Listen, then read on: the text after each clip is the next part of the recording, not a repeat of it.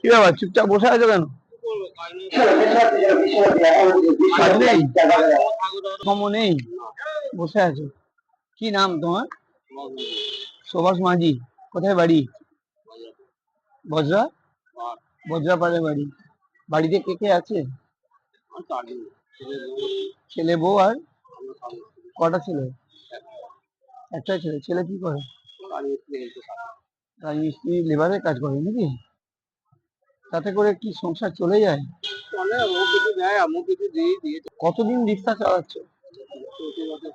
30-35 বছর এই একই এতেই আছো, রিক্সাই চালিয়ে যাচ্ছ। তো কে চালাচ্ছে সংসার? কি তুমিই চালাচ্ছ? বাবাটাতেই চালাও, এইভাবেই চলে যাচ্ছে তাই তো? 30 বছর নাকি কত বছর বললে? 30-35 বছর এইভাবেই চলে যাচ্ছে।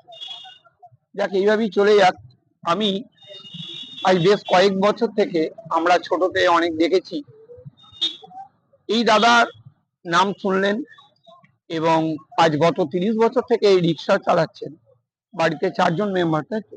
ছেলে মেয়ে বউ আর তুমি, বাপ বেটা মিলিয়ে কোন রকম সংসার চলে যায়। হয়তো এখন ইলেকট্রনিক্স এর যুগে অনেক গাড়ি বেরিয়েছে, এখন অনেক রকম বেরিয়েছে, কিন্তু উনি হয়তো পারেননি। তো তাই আমাদেরও খুব ভালো লাগে। আমরা যখন এই রিক্সা দেখি, আমরা খুব ছোটবেলাতে আগে এই রিক্সাতে কত চেপেছি। আমরা যখন বাইরে কোনো বাজারে যেতাম, আমার মা যখন বাইরে নিয়ে যেত, তখন দেখতাম এই রিক্সা দেখার জন্য আমরা বাজারে যেতাম। তখন ওই রিক্সার একটা হর্ন ছিল, যেটা প্যাচ করে বাজানো হতো। তারপরে আচ্ছা দাদা, আগে রিক্সা রাতের বেলা চালালে একটা বাতি জ্বালানো হতো না, লম্পর মতো? ওটাও দেখেছি। তখন প্রতিটা রিক্সাতে মানে লাগানো থাকতো সামনে, আমাদের খুব ভালো লাগতো। আজ এই দাদাকে দেখছেন, দাদা খুব পরিশ্রমী, খুব পরিশ্রম করেন, নিজের সংসার এখনো সৎ পথে রিক্সা চালিয়েই হচ্ছে যে সংসার চালাচ্ছেন। এই দাদাকে আমার সেলুট, দাদাকে আমার অনেক অনেক ভালোবাসা রইল। আপনি এইভাবেই আরো আগিয়ে যান, এইভাবেই আপনার যেন জীবন সুস্থভাবে ভালোভাবে যেন চলে যায়।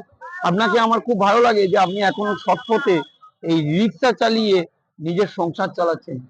তাই আপনার জন্য একটা গিফট এনেছি আমি, এটা তোমার জন্য, তুমি এটা করবে। ঠিক আছে দাদা, ভালো থেকো। কি নামটা বললেন দাদা একবার? সুভাষ মাঝি। এই দাদা গত 30 বছর থেকে রিক্সা চালিয়ে যাচ্ছে। তো এখন প্রায় রিক্সা উঠে যাওয়ার মুখে, তবুও কিন্তু আমাদের এই একটা এখানে রিক্সা আছে। সেই রিক্সা দেখে আমাদের এখনো ভালো লাগে, এবং এই রিক্সা দেখলে আমাদের ছোটবেলার কথা মনে পড়ে যায়। তো এখন তাহলে একটু আগে ছিলে না দেখলাম, কোথায় গেছিলেন? মানে টুকটাক কোনো রকমের ভাড়া হচ্ছে। আপনারা প্রত্যেককেই জানেন, আমাদের প্রত্যেককেই আমরা জানি, এখন ইলেকট্রনিক্সের যুগে এখন অনেক রকম টোটো অটো অনেক কিছু বেরিয়েছে। হয়তো দাদা সেই জায়গায় পৌঁছাতে, আমি বলবো আমাদের এইসব দাদাগুলোর জন্য আমাদেরকে ভাবা উচিত। অবশ্যই আপনারা অনেক রকম ভাবে হাত বাড়ানো যায়, সেইভাবে আপনারা হাত বাড়িয়ে দিন।